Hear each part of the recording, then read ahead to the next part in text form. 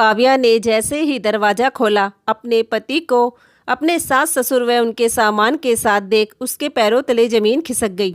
इससे पहले कि वह कुछ कहती, राघव ने खींचकर उसके मुंह पर एक जोरदार थप्पड़ रख दिया।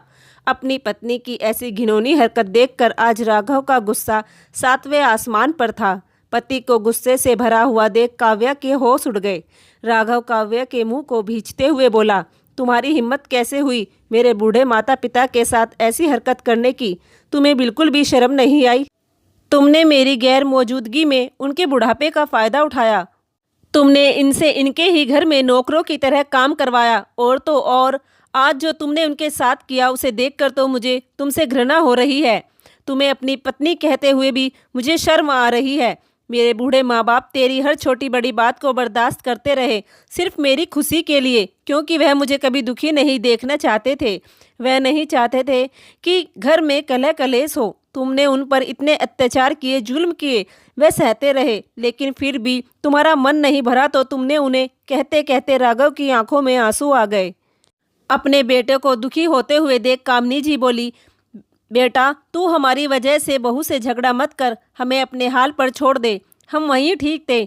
उनकी बात सुनकर काव्या तमक कर बोली, बस बस रहने दीजिए, इतनी भलाई दिखाने की कोई ज़रूरत नहीं है। इतना कहकर काव्या कामनी जी को साइड में धक्का देते हुए अपने कमरे में जाने लगी तो काव्या की बदतमीजी देख राघव को और ज़्यादा गुस्सा आ गया और उसने कई थप्पड़ एक साथ काव्या के मुंह पर रख दिए।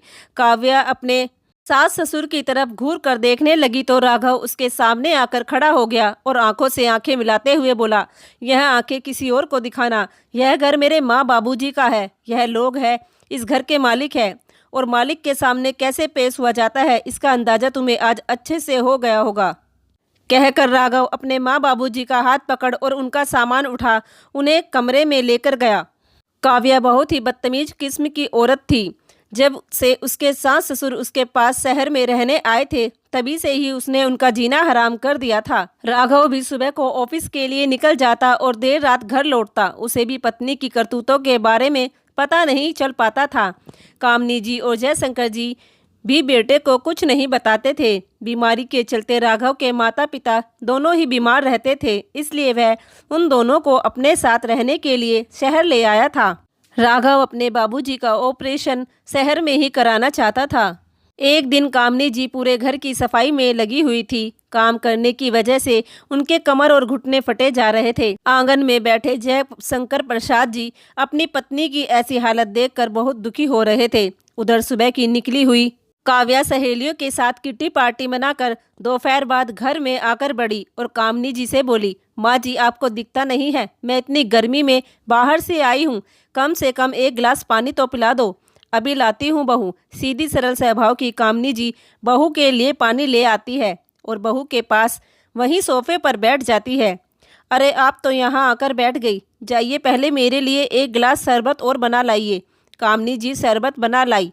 एक घूंट पीते ही काव्य ने शरबत का गिलास फेंक कर मारा। यह कैसा शरबत बनाया है, ऐसा लगता है जैसे पूरा चीनी का डब्बा ही उलेट दिया हो। तुमसे तो एक काम भी ढंग का नहीं होता। काव्या कामनी जी की तरफ आंखें दिखाते हुए बोली तो कामनी जी की आंखों में आंसू आ गए। शाम को जब राघव ऑफिस से घर आया तो काव्या उस पर बरस पड़ी, राघव मुझे नहीं रहना तुम्हारे माँ बाबूजी के साथ। अरे इन लोगों को थोड़ी सी भी तमीज नहीं है, ना उठने की तमीज ना बैठने की तमीज, खाना पीना सब गंदगी से खाते हैं और तो और एक भी काम ढंग का नहीं करते, बस बैठे बैठे रोटियां तोड़ते रहते हैं। अब मैं इन्हें यहाँ और बर्दाश्त नहीं कर सकती। कैसे भी करके तुम इन दोनों का इंतजाम करो। तुम तो काम पर चले जाते हो, दिन भर मैं इनके आगे पीछे लगी रहती हूँ। कभी इनकी चाय, कभी इनका खाना, और खाना भी अलग से बनाओ। मुझसे नहीं होता इनका इतना सब काम। जब से यह लोग यहाँ पर आए हैं पूरे घर में गंदगी मचाते रहते हैं, जहाँ मन करे वहीं थूक देते हैं। परसों तो बाबूजी ने खांसते खांसते बिस्तर पर ही उल्टी कर दी। मैं उनकी नौकरानी नहीं हूँ जो इनकी गंदगी साफ करूँगी। पता नहीं क्या सोच कर उठा कर लाए थे तुम इस कबाड़ को यहाँ। काव्या राघव से जोर जोर से चिल्लाकर बोल रही थी, या यूं कह ले कि बाहर आंगन में बैठे राघव के माँ बाबूजी को जानबूझकर सुना रही थी। काव्या बस करो, माँ बाबूजी को सब सुनाई दे रहा है, तुम अपनी हद पार मत करो वरना ठीक नहीं होगा। राघव गुस्से में बोला, वरना क्या करोगे तुम, काव्या बुरी तरह चिल्लाकर बोली। बात इतनी बढ़ गई थी कि राघव ने काव्या पर हाथ उठा दिया और भूखा प्यासा ऑफिस से आया हुआ राघव बिना कुछ खाए पिए ही ऊपर छत पर जाकर सो गया। बेटे को दुखी देखकर कामनी जी और जयशंकर प्रसाद जी परेशान हो गए। इतना परेशान उन्होंने अपने बेटे को कभी नहीं देखा था। आज हमारी वजह से बेटे के घर में कलह हो रहा है, यही सोचकर राघव के माँ बाबूजी की आंखों में आंसू आ जाते हैं। राघव अपने माँ बाबूजी को शहर इसलिए लाया था क्योंकि वह दोनों ही बीमार रहते थे, लेकिन जयशंकर प्रसाद जी दिल के मरीज थे। डॉक्टर ने उनके ऑपरेशन के लिए बोल रखा था।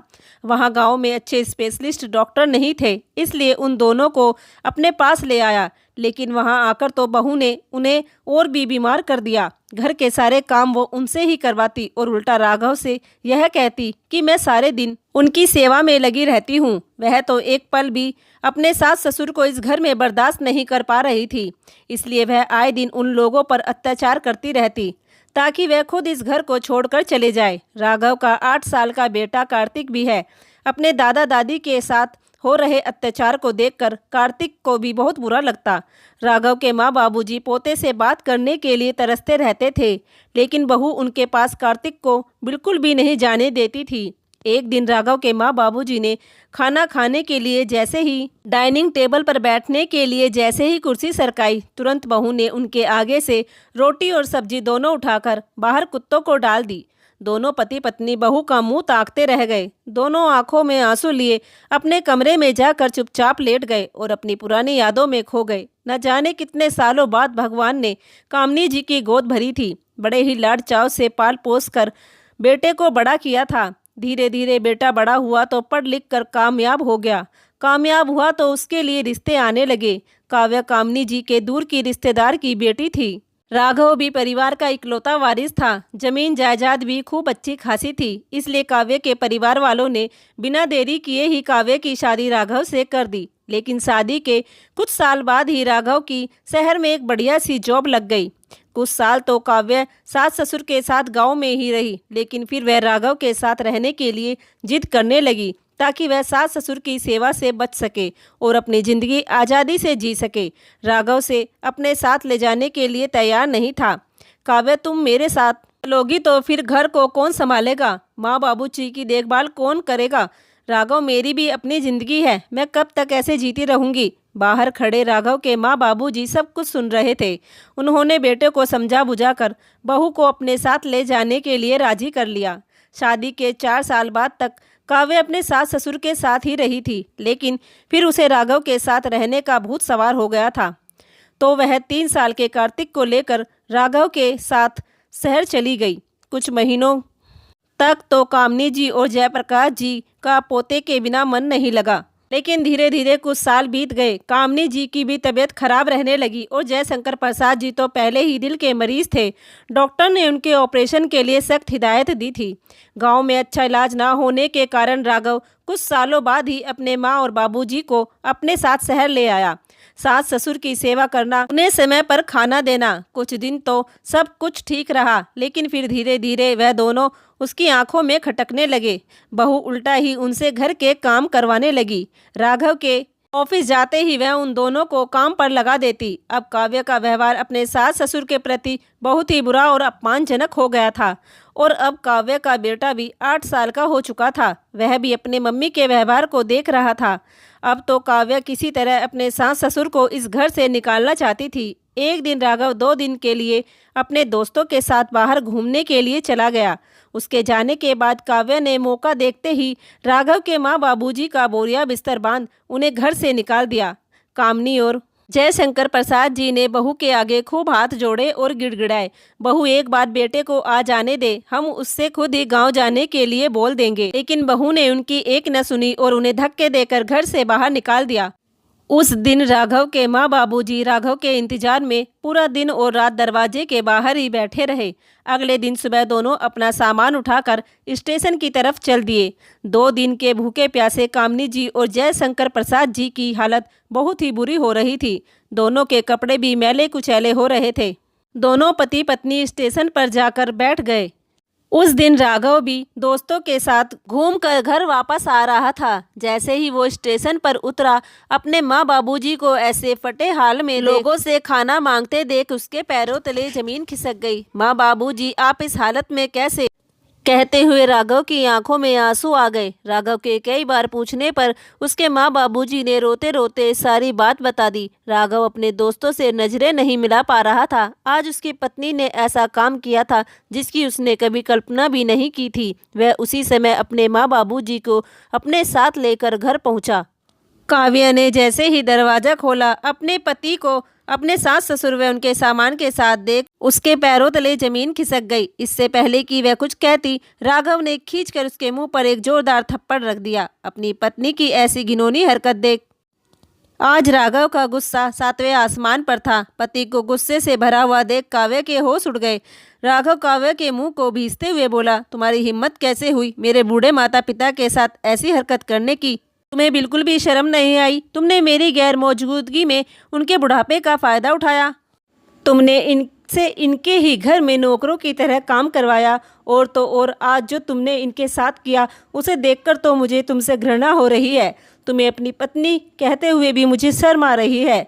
मेरे बूढ़े माँ बाप तेरी हर छोटी बड़ी बात को बर्दाश्त करते रहे, सिर्फ मेरी खुशी के लिए, क्योंकि वह मुझे कभी दुखी नहीं देखना चाहते थे। वह नहीं चाहते थे कि घर में कलह कलेश हो। तुमने उन पर इतने अत्याचार किए, जुल्म किए, वह सहते रहे, लेकिन फिर भी तुम्हारा मन नहीं भरा तो तुमने उन्हें कहते कहते राघव की आंखों में आंसू आ गए।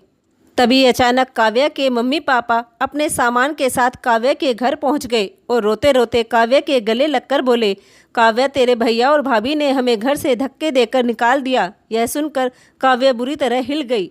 काव्या के सास ससुर को उनके सामान के साथ देखकर काव्या के मम्मी पापा काव्या से बोले, बेटा तेरे सास ससुर कहीं जा रहे हैं क्या? काव्या कुछ नहीं बोली और राघव की तरफ देखने लगी। वह राघव से नजरें नहीं मिला पा रही थी। मम्मी जी, अपनी बेटी से क्या पूछ रही हो? उसे तो बताने में शर्म आ रही होगी।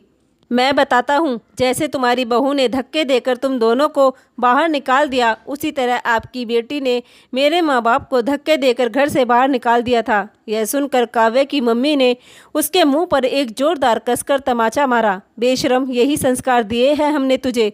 जो काम तूने अपने सास ससुर के साथ किया, देख वही तेरी भाभी ने आज हमारे साथ कर डाला। तुझे तो अपनी बेटी कहने में भी मुझे शर्म आ रही है। काव्या के मम्मी पापा ने उसके घर का पानी तक नहीं पिया और वहां से चले गए।